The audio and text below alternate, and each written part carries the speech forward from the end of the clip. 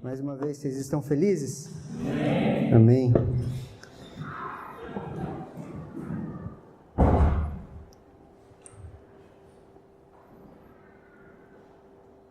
Queridos, nós estamos no ano da frutificação.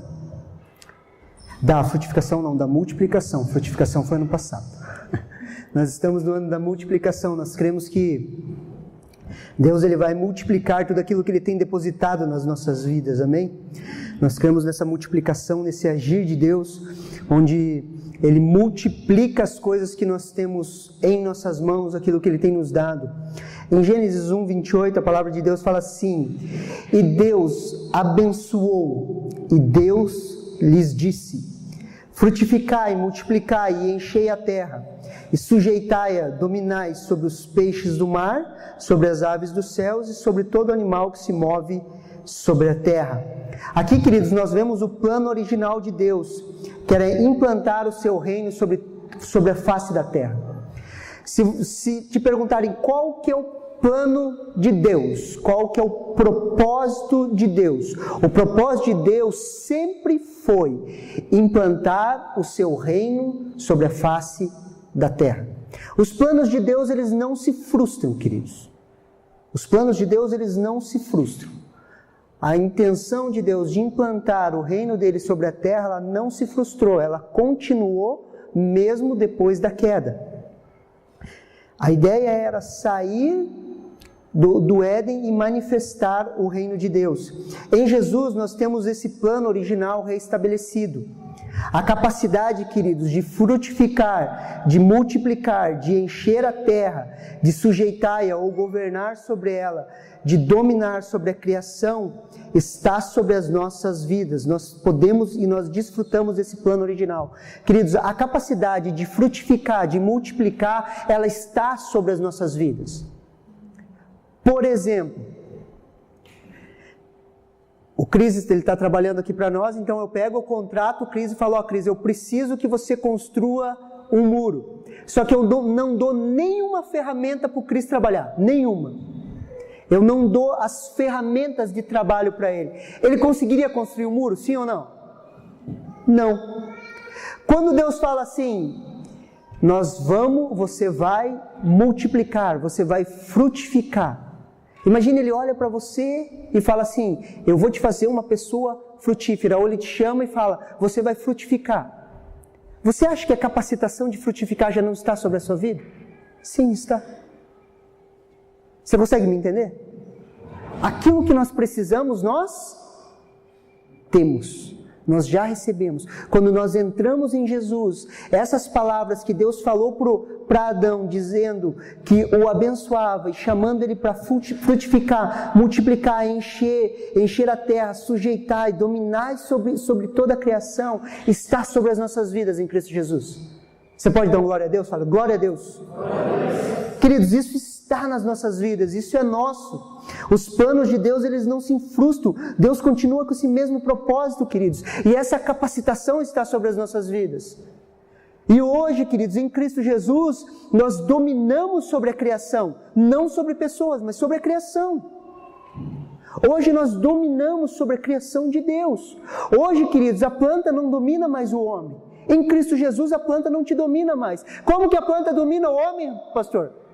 Baseado, maconha. Maconha é o quê? É uma planta. E a planta acaba dominando o ser humano. A cachaça, o que é? É da cana. E a planta acaba dominando o ser humano. Só que o que Deus falou? Domine sobre a criação. Hoje nós podemos dominar e exercer domínio. Nenhum vício te prende mais em nome de Jesus. Você pode ser livre de todos os vícios, queridos. Por quê? Porque nós voltamos para o plano original, e nós estamos nesse plano original, nós estamos retrabalhando, nós estamos construindo isso, e hoje Deus está estabelecendo o seu reino através da sua igreja, o que nós chamamos do governo do Espírito. Eu não vou pedir para vocês decorarem isso aqui, a Kellen tinha feito para a salinha, para a IBI, mas eu peguei eu peguei dela, para me usar como exemplo. Preste atenção aqui em mim, todos conseguem ver aqui? Acho que vocês vão conseguir ver. Deixa eu vir para esse lado aqui. Queridos, Deus, Ele fez a terra, amém? Na terra existia um lugar que se chamava Éden. Ok? E dentro do Éden, Deus estabeleceu o quê? O jardim do Éden. Deus estabeleceu o jardim do Éden. E o que Ele falou para o homem? Ele colocou o homem no jardim. O homem, bem bonitinho aqui, queridos, e a mulher. E o que Ele falou? Deus os abençoou, dizendo, frutificai e multiplicai, e enchei toda a terra. Aonde Deus vinha falar com o homem? No jardim, amém? Qual que era o plano original? Do jardim o homem ia se multiplicando, entrar no Éden, multiplicar, encher o Éden até encher toda a terra.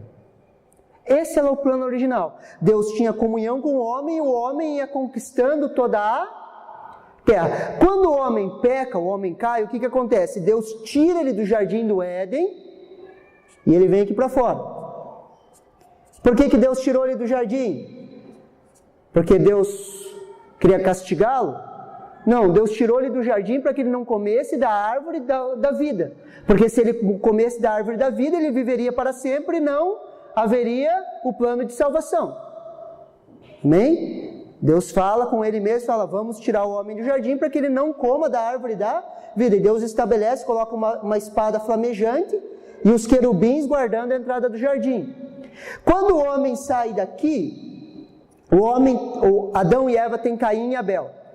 Amém? Eles têm Caim e Abel.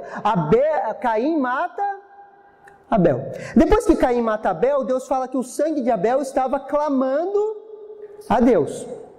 E Deus fala, o que você fez com teu irmão? E o que Caim fala? Vou me tornar um errante sobre a face da terra.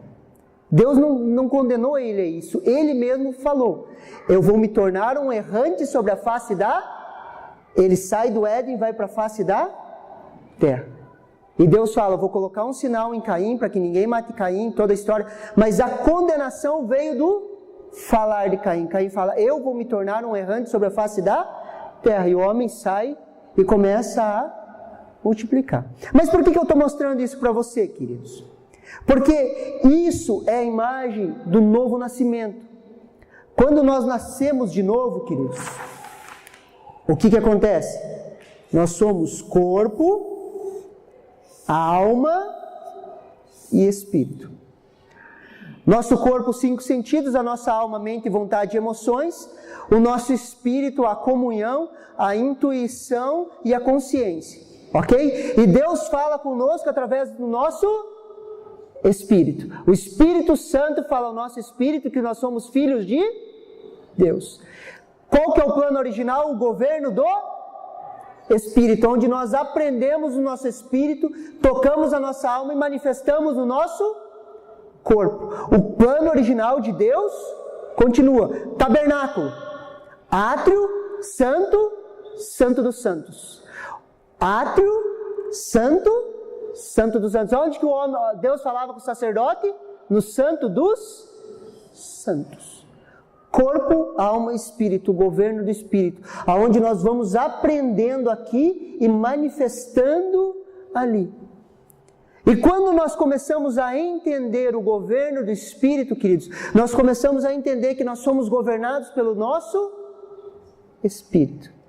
Nossa mente, nossa vontade, nossas emoções são boas? São, mas elas não são o nosso Senhor.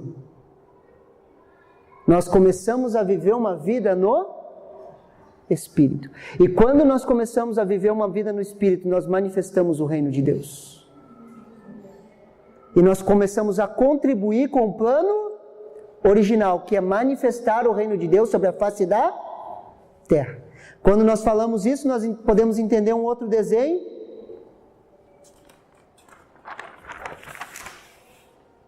Aqui está, queridos, o céu. Ok? Céu. E aqui está a terra. Sabe qual que é essa junção aqui? Se chama igreja. Aonde os céus e a terra se unem. Quando Deus está falando com você no seu espírito, o que acontece? Céus e terra estão unidos. Quando você recebe uma ministração de Deus no seu espírito, o que está acontecendo? Os céus estão se manifestando na terra. Quer ver um exemplo simples? Quando Deus fala no seu espírito, queridos. Deus fala no seu espírito, perdoe. E você perdoa, o que é a manifestação do céu sobre a terra. E daí nós começamos a exercer e manifestar o reino de Deus. Esse é o plano original de Deus, queridos. Te perguntarem qual que é o plano de Deus. O plano de Deus no Éden se frustrou? Não. Porque os planos de Deus não se frustram. O plano de Deus é encher a terra com a manifestação do seu reino. É encher toda... É encher toda a terra com a vontade dele. E como que ele manifesta a vontade dele sobre a face da terra? Fala, através da minha vida. Fala, crente, através da minha vida.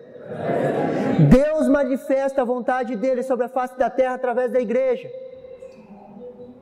Não é através de uma boa educação, não é através de uma cultura, não é através de um povo, não é. É através da sua igreja, através de mim, de você, onde nós ensinamos as pessoas quais são os valores e os princípios do reino de Deus, onde nós trazemos a cultura do céu sobre a terra. Esse é o plano original de Deus.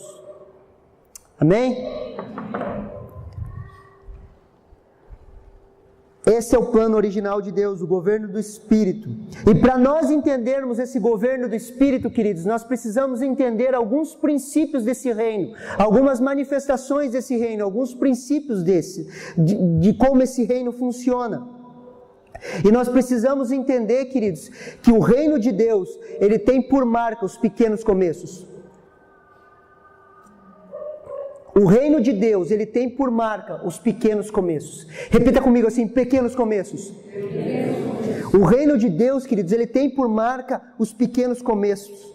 Queridos, nas nossas vidas nós vamos, por muitas vezes, iniciar coisas do nada, queridos. Assim como Deus criou os céus e a terra do nada, queridos, nós vamos iniciar coisas, às vezes, do nada, queridos.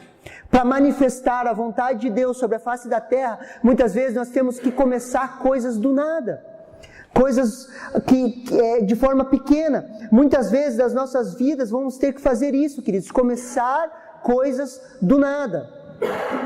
Tem uma frase que sempre falavam para nós lá na Shalom, o pastor Werner até tinha um quadro disso.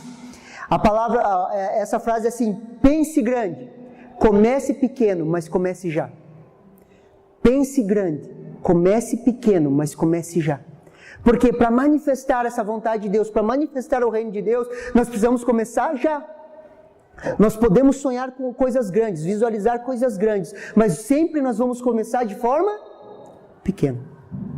O reino de Deus, ele é assim, queridos. Abram comigo lá em Mateus 4, do 30 ao 32.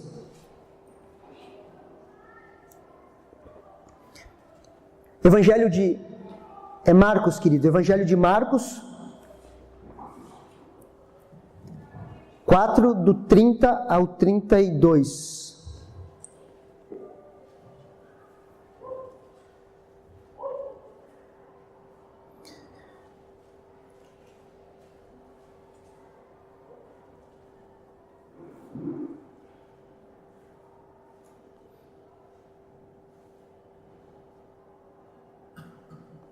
Olha que interessante que o Senhor Jesus fala. E dizia, aqui assemelhei-me o reino de Deus, ou com que parábola vou representá-lo? Preste atenção, é como um grão de mostarda, que quando se semeia na terra, é a menor de todas as sementes que há na terra, mas tendo sido semeado, cresce, faz-se a maior de todas as hortaliças e cria grandes ramos, de tal maneira que as aves dos céus podem aninhar-se debaixo de suas sombras. O reino de Deus, ele é como um grão de mostarda. Muitas pessoas falam, só abrindo um parênteses, falam, você precisa ter uma fé do tamanho de um grão de mostarda. Jesus nunca falou do tamanho de um grão de mostarda. Jesus sempre falou como um grão de mostarda. Não é do tamanho, é como um grão de mostarda. Porque a nossa fé, ela pode ser como um grão de mostarda, pequeno, mas quando semeado ela cresce e fica grande. O reino de Deus, ele é como um grão de mostarda. Um começo bem pequeno, você planta ele, você cuida dele, o que acontece? Se torna uma grande hortaliça, onde as aves se abrigam debaixo da sua sombra. A manifestação da palavra de Deus na sua vida, queridos, é assim, é uma sementinha que é colocada no teu coração. Você começa a trabalhar daquela palavra, cuidar daquela palavra. De repente ela começa a crescer, crescer, crescer, e aquela palavra começa a se tornar abrigo para as pessoas. Você começa a usar aquela palavra para ministrar a vida das pessoas, para tocar as pessoas. Por isso que o reino de Deus, ele sempre começa pequeno. Amém? O reino de Deus, ele começa como um grão de mostarda, pequeno, e vai crescendo, até se tornar o grão de mostarda a maior de todas as hortaliças. E o reino de Deus está crescendo sobre a face da terra. Queridos, o reino de Deus está crescendo sobre a face da terra. O reino de Deus está crescendo sobre a face da terra, queridos. O reino de Deus está crescendo sobre a face da terra. Tocou a minha e a sua vida. Eu gosto de um princípio que eu chamo o princípio da manjedoura. Abram lá comigo em Lucas 2:12.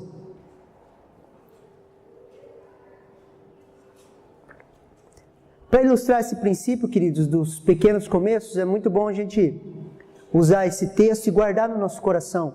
O princípio da manjedoura, guarde isso no seu coração. Os pequenos começos, queridos, podem trazer grandes transformações. Lucas 2:12. Olha que interessante o que o texto fala. E isto vos será por sinal: achareis um menino envolto em panos e deitado numa manjedoura. Queridos, antes de Jesus voltar como Rei dos Reis, Senhor dos Senhores, antes de ele voltar como aquele que é rei sobre reis, antes de ele implantar definitivamente o seu reino, o seu ministério na terra começou como? Pequeno. Como que o ministério de Jesus começou na terra? Com um menino deitado, enrolado em panos em uma manjedoura. O Rei dos Reis, Senhor dos Senhores, iniciou o seu ministério sobre a face da terra, enrolado em um pano, um bebê, em uma manjedoura. Nunca despreze os pequenos começos. Nunca despreze as pequenas coisas. Nunca despreze uma impressão que você tem no Espírito. Nunca despreze um falar de Deus. Nunca despreze uma palavra rema. Nunca despreze aquele teu tempo de comunhão com Deus. Nunca despreze, queridos. Nunca despreze uma palavra, uma impressão que você tem. Porque aquilo pode crescer, crescer, crescer, crescer, crescer, crescer. Tocar vidas, famílias, pessoas.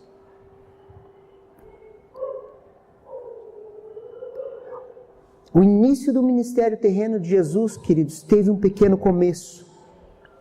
Por mais que sua missão seja grande, o seu começo foi pequeno. Qual era a missão de Jesus? Está um versículo acima. Lucas 2:11 fala assim: pois na cidade de Davi vos nasceu hoje o Salvador, que é o Cristo, o Senhor. Queridos, nasce o Salvador. Qual que era a missão de Jesus? Salvar o ser humano.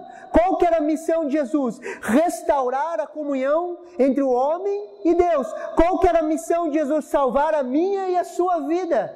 Essa era a missão de Jesus. Era a maior missão que existe sobre a face da terra, queridos.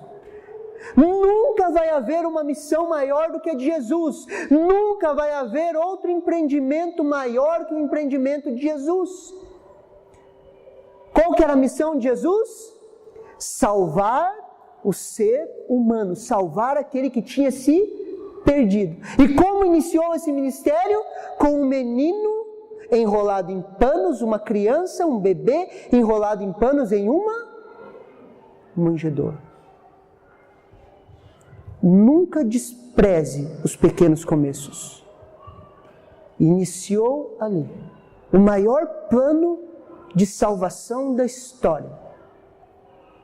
O maior empreendimento da história.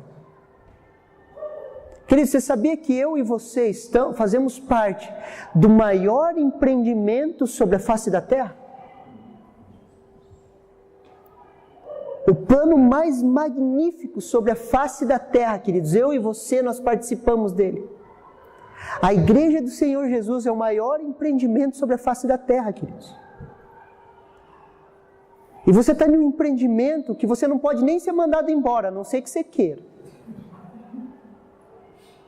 O teu Senhor, o teu chefe, Jesus, Ele não vai te mandar embora, a não ser que você queira. É o maior empreendimento sobre a face da terra, a igreja do Senhor Jesus.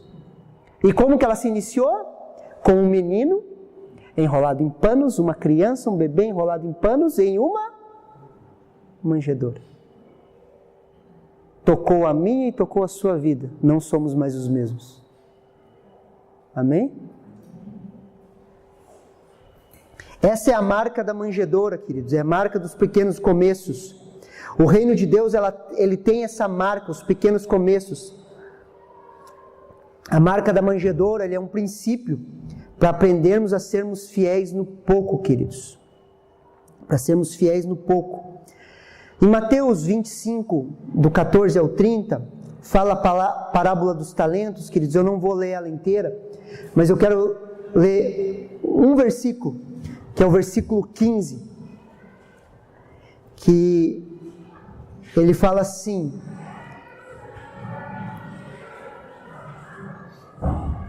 versículo 15, ele fala assim: e a um deu 5 talentos, e a outro 2, e a outro 1, a cada um segundo a sua capacidade, e ausentou-se logo para longe. O que é essa parábola, queridos? O Senhor reuniu seus servos, para um deu 5 talentos, para outro ele deu 2 talentos, e para outro ele deu 1 talento, e se ausentou. Ele entregou os talentos para esses homens e se ausentou. Ele entregou e se ausentou. Depois você vai ver na continuidade da parábola, você pode ler em casa, que aquele que recebeu 5 talentos, ele multiplicou os seus talentos. Aquele que recebeu 2 talentos, ele multiplicou os seus talentos. Aquele que recebeu 1 talento, ele ficou com medo, enterrou o seu talento por medo do seu Senhor. Mas o interessante é que na prestação de contas, no versículo 21, a palavra de Deus fala assim: e o seu Senhor lhe disse: bem estás, servo bom e fiel, sobre o pouco fosse fiel, sobre o muito te colocarei, entra para o gozo do seu Senhor. Essa é a marca, queridos, de sermos fiéis no pouco. Ele entregou o talento aquele que lhe deu 5 talentos, ele saiu, ele voltou, esse homem trabalhou, foi fiel naquele poucos talentos que ele teve, multiplicou, prestou contas para o seu Senhor, e a palavra de Deus fala uma expressão muito poderosa. Ele fala assim: foste fiel no pouco, sobre o muito te colocarei.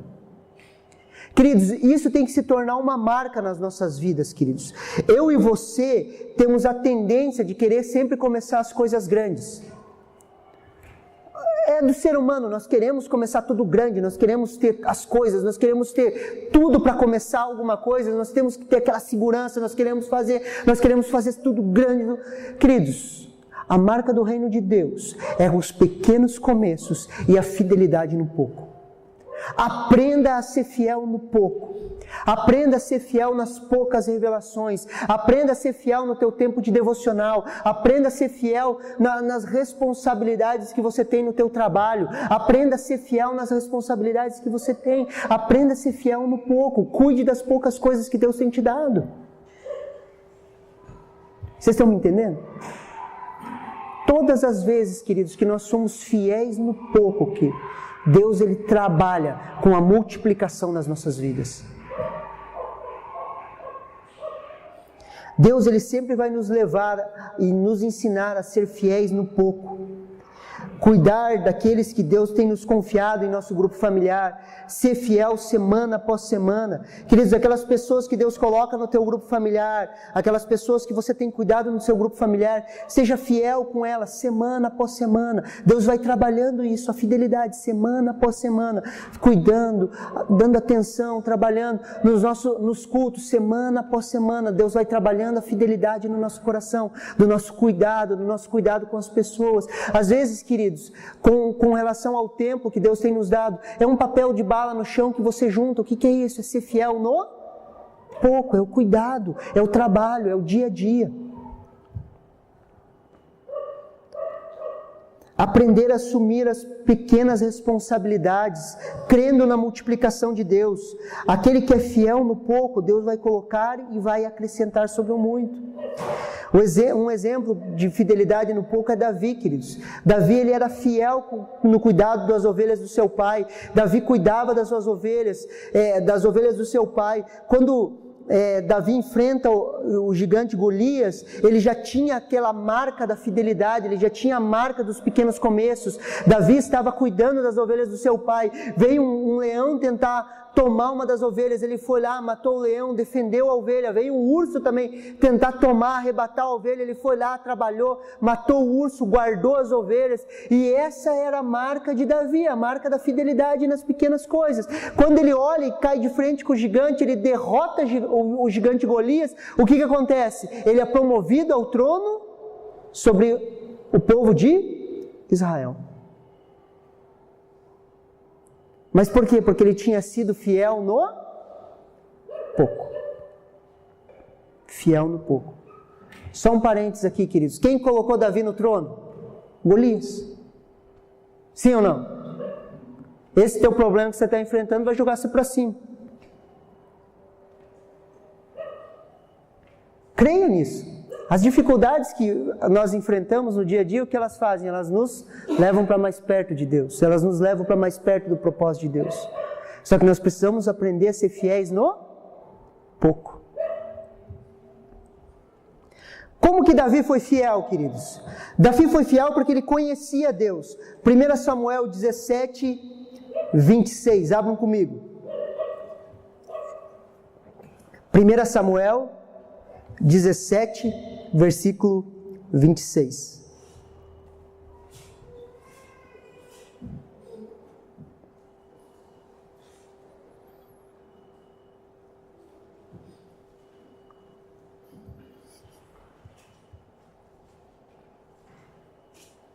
A palavra de Deus fala assim: então falou Davi aos homens que estavam com ele, dizendo: o que farão aquele homem que ferir a este filisteu e tirar a afronta de sobre Israel? Quem é, pois, este incircunciso filisteu para afrontar o exército do Deus vivo?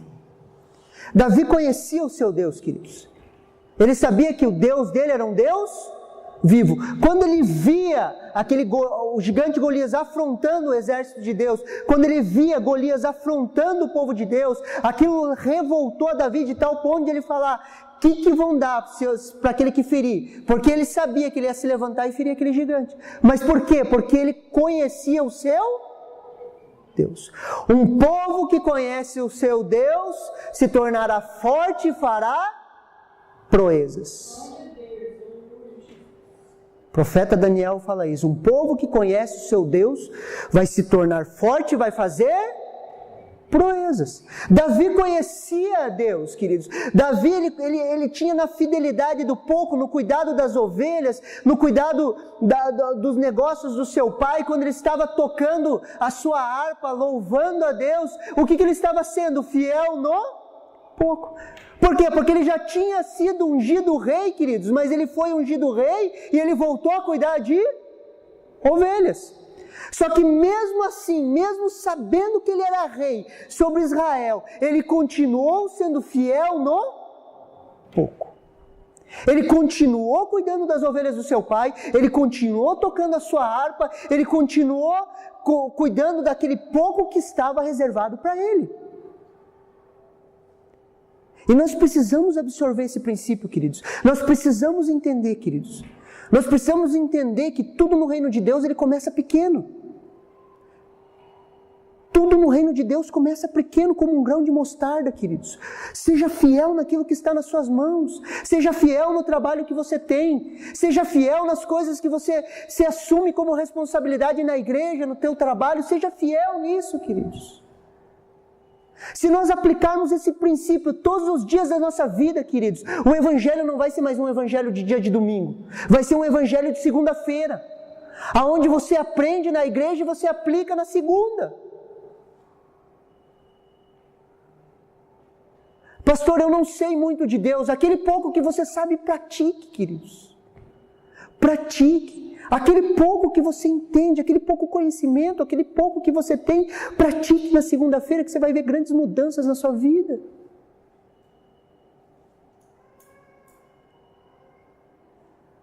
Jesus estava com uma multidão diante dele, queridos. Uma multidão. Pelo menos 5.000 homens. E ele vai testar os seus discípulos, ele fala, alimentem a multidão. E o Filipe fala, como? Impossível, como que nós vamos alimentar tudo isso de gente? Depois eles apresentam o quê? 5 pães e 2 peixes. Eles apresentaram um pouco que eles tinham, queridos. Passando pelas mãos de Jesus, isso se multiplica. Apresente o pouco que você tem para Jesus, queridos, isso vai se multiplicar. Apresente o pouco que você sabe de Deus para as pessoas, que isso vai se multiplicar, você vai ver a multiplicação dos pães e dos peixes na sua mão. Aqueles poucos versículos que você sabe, aquele amor que Deus tem derramado no teu coração, apresente para as pessoas. Mate a fome das pessoas lá fora, queridos. Alimente as pessoas. Pastor, mas eu só tenho 5 pães e 2 peixes das mãos de Jesus. Isso pode alimentar uma multidão. Isso pode alimentar uma multidão, saciar a fome. Queridos, um simples Deus te abençoe, queridos, pode transformar a vida de uma pessoa. Um simples Jesus te ama. Um abraço seu, crente, pode transformar a vida de uma pessoa. A gente tem que sair desse evangelho de dia de domingo e começar a viver um evangelho de segunda-feira, queridos. Onde a gente é crente fora da igreja, onde nós manifestamos o reino. O governo do Espírito é aquilo, queridos, manifestar o reino de Deus fora das 4 paredes. Mas para isso nós precisamos ser fiéis no pouco, naquele pouco que nós sabemos. Você consegue entender? Porque a gente pensa assim, queridos, eu às vezes entro na cabeça do crente, assim. O que o crente pensa? Não, quando eu saber um pouco mais, pastor, eu vou. Não, pastor, depois que eu fazer aquele curso de evangelismo lá na Alemanha, daí eu vou aprender bastante, daí eu vou. Depois que eu fazer um seminário, daí eu faço. Por quê? Porque quer começar tudo grande. Você sabe ler? Sim ou não?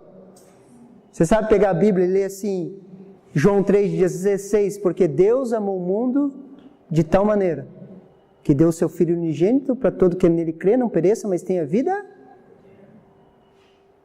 O que mais precisa para você falar do amor de Deus para uma pessoa? Você está entendendo que nós não aplicamos os princípios, nós não somos fiéis no pouco, porque a gente sempre quer Não, quando eu tiver, assim, pelo menos uns 30 versículos decorados e pelo menos o diploma de mestre em teologia, assim, daí eu começo as coisas. Consegue entender, queridos? Nós precisamos despertar, seja fiel no pouco, esteja atento ao falar de Deus. Fale aquele pouco que você sabe, compartilhe aquele pouco que você sabe, e você vai ver a multiplicação acontecendo na sua vida. Amém? Davi conhecia o seu Deus, queridos. Olha que interessante, um pouquinho mais para baixo, 1 Samuel 17, do 42 ao 45, ele fala assim, a palavra de Deus fala assim, e olhando o filisteu e vendo a Davi, o desprezou, porquanto era moço, ruivo e de gentil aspecto.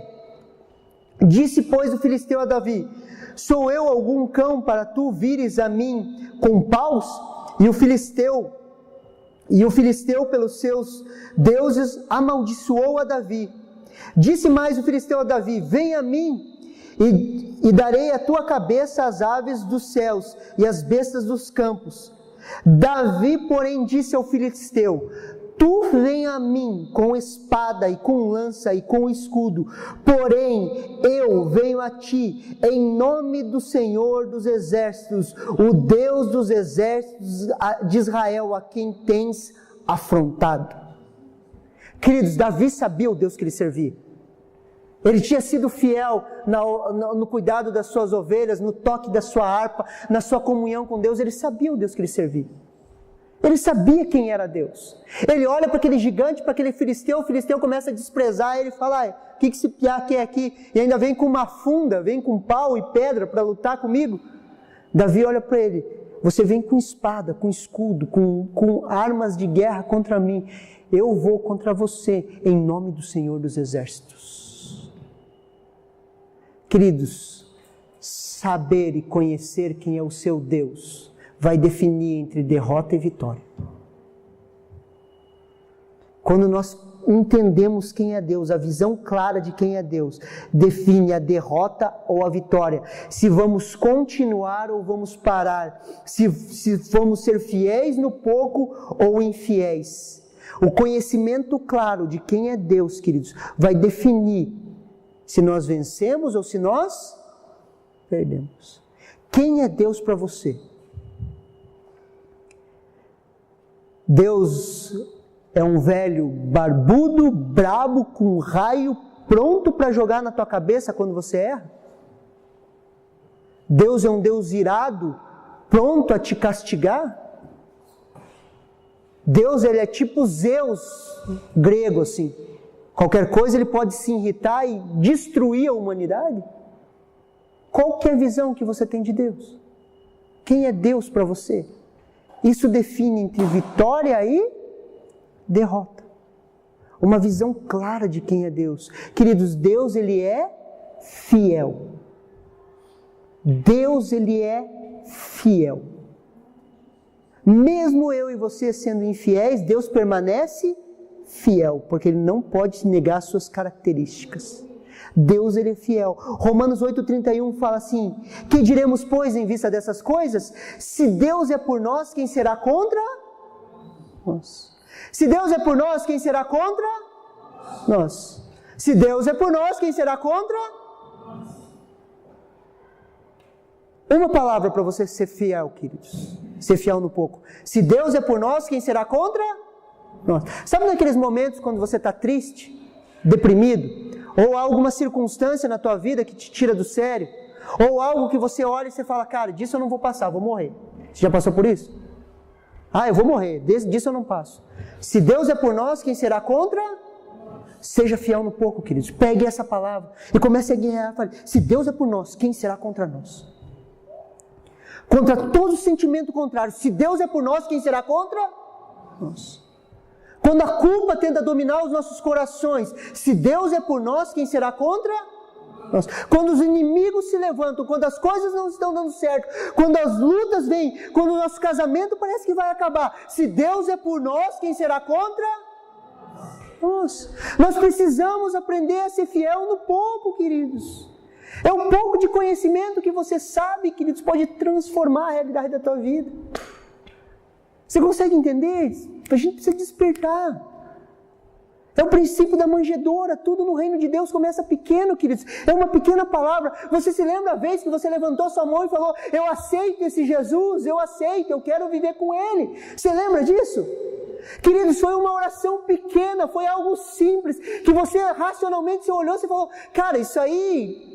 O que é uma oração? Essa oração transformou a sua vida. Por quê? Porque ali a semente, como um grão de mostarda, foi lançada na terra do teu coração. Essa semente foi regada, foi cuidada. E o que começou a acontecer? Ela começou a crescer dentro de você, a ponto de a sua vida não ser mais sua, ser dele. Tudo no reino de Deus, queridos, começa pequeno. Os dons espirituais, queridos, eles começam pequenos, são pequenas impressões. São pequenas impressões. De repente você está andando, você olha para uma pessoa, você tem uma impressão, uma pequena impressão. Compartilha essa impressão. Às vezes você olha para uma pessoa, vontade de abraçar aquele cara. Vai e abraça, talvez seja um abraço de Deus para a vida dele, que ele está precisando. Você consegue me entender?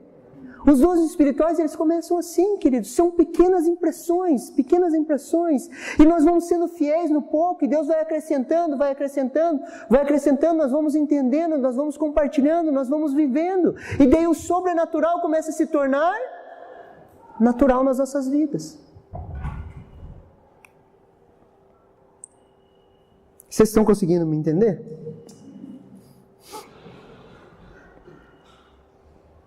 Tudo no reino de Deus, queridos, começa com essa singeleza, com o princípio da manjedoura. Tudo começa pequeno e vai se desenvolvendo, vai crescendo, vai passando pelos processos, queridos. Vai passando pelos processos.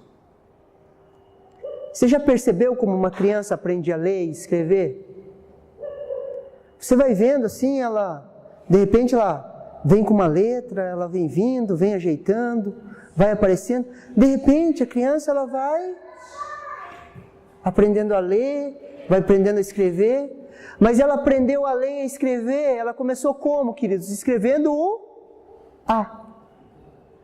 Bem devagarzinho, sendo fiel no pouco.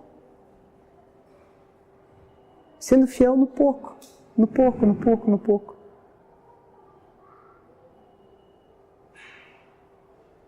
E esse é o princípio do reino, nós precisamos absorver isso.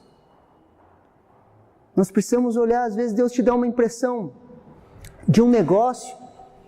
Querido, seja fiel no pouco. Seja fiel no pouco.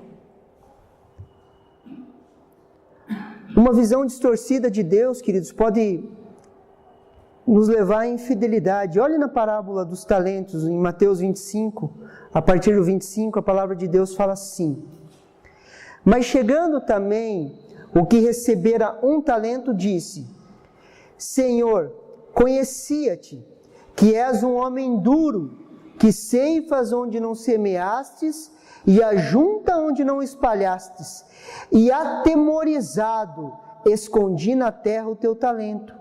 Aqui tens o que é teu.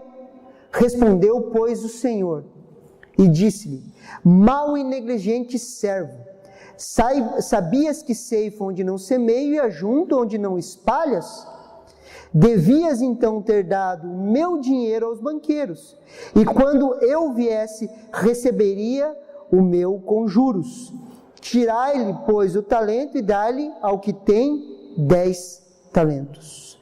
O que aconteceu com esse servo, queridos? Ele se travou por causa do medo. E o medo foi gerado por uma visão errada que ele tinha do seu Senhor. Quando nós olhamos para Deus como um Deus severo, um Deus pronto a nos castigar, nós vamos ter medo de Deus. E a Bíblia é muito clara que o verdadeiro amor lança fora todo o medo. O verdadeiro amor lança fora todo o medo, queridos.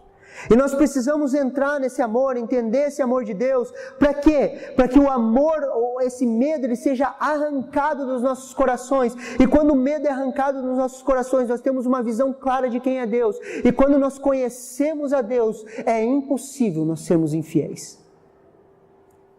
Queridos, a partir do momento que você se apaixonar por Ele, você vai ser fiel a Ele, vai ser fiel nas poucas coisas.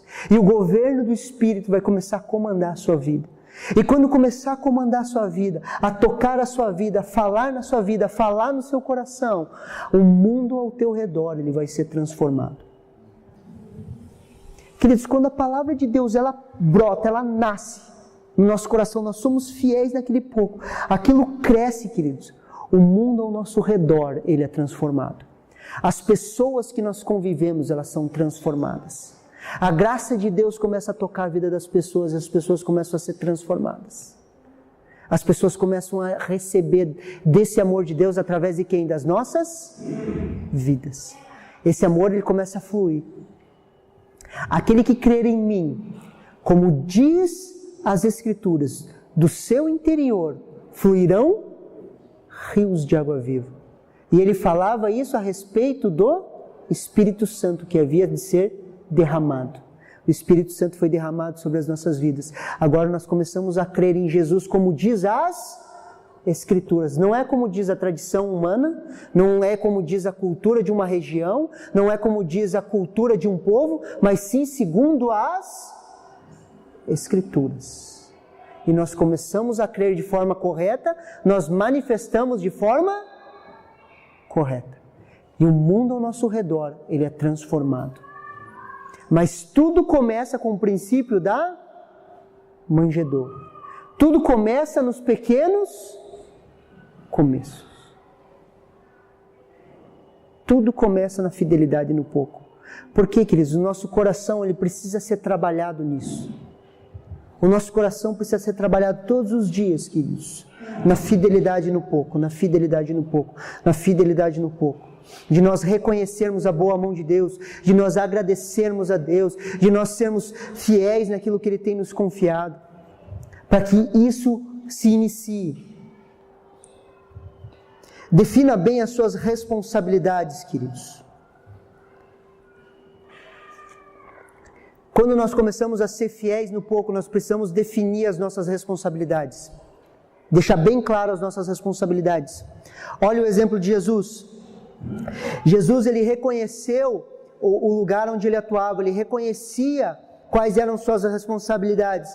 Em João 17:9, abram comigo. Evangelho de João, capítulo 17, versículo 9.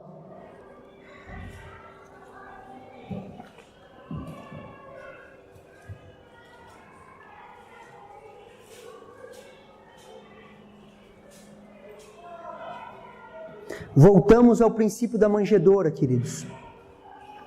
Olha a oração de Jesus. João 17:9.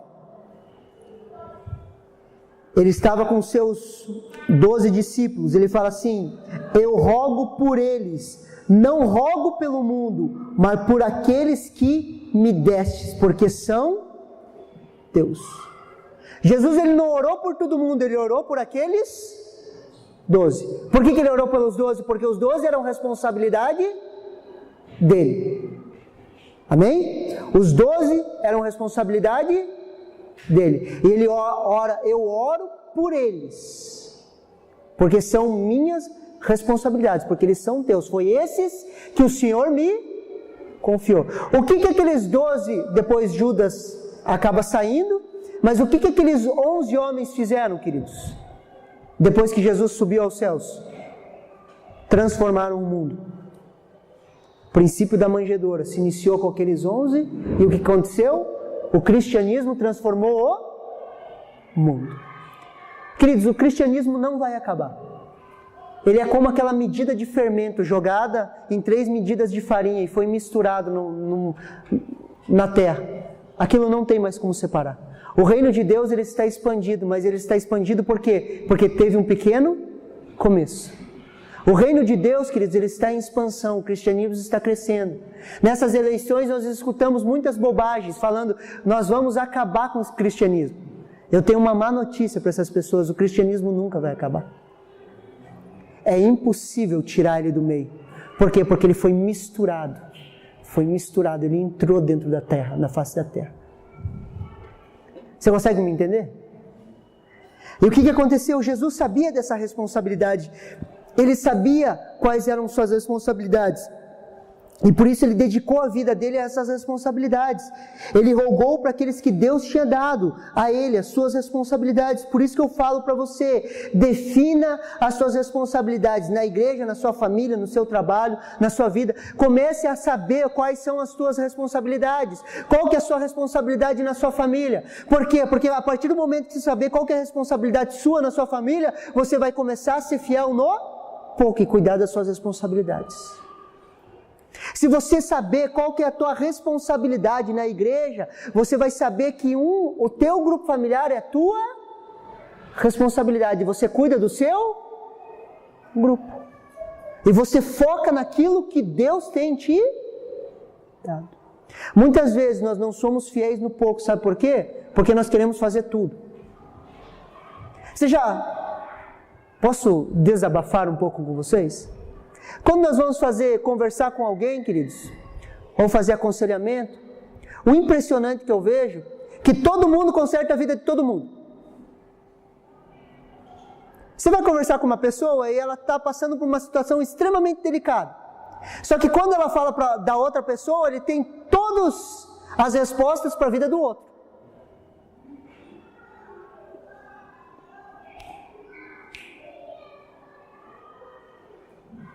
Ah, pastor, mas fulano de tal, ele tinha que fazer assim, assim, assim, assim, assim. Daí você olha.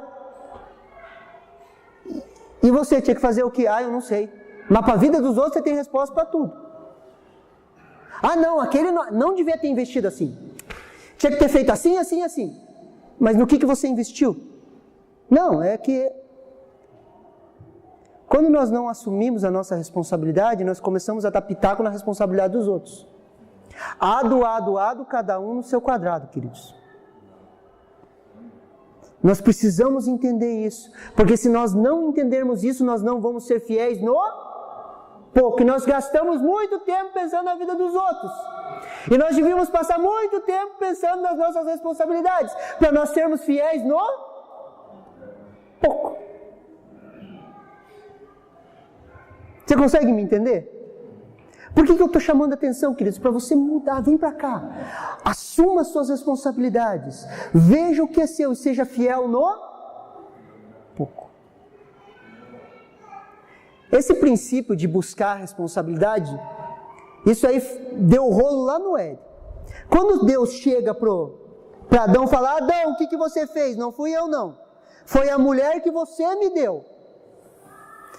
Mulher, o que você fez? Não fui eu que fiz, não. Quem fez foi a serpente. E o diabo acaba ganhando culpa de tudo.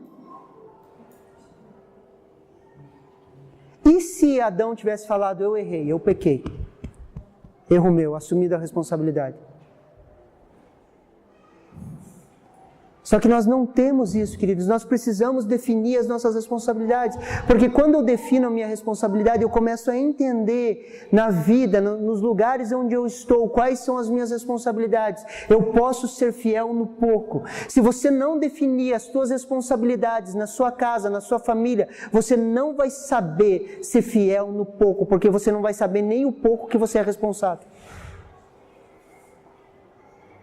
Se você não definir as suas responsabilidades na igreja, você não vai conseguir ser fiel no pouco. Por quê? Porque nem do pouco você sabe qual que é.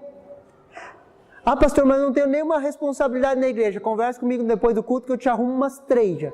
Serviço é o que não falta, queridos.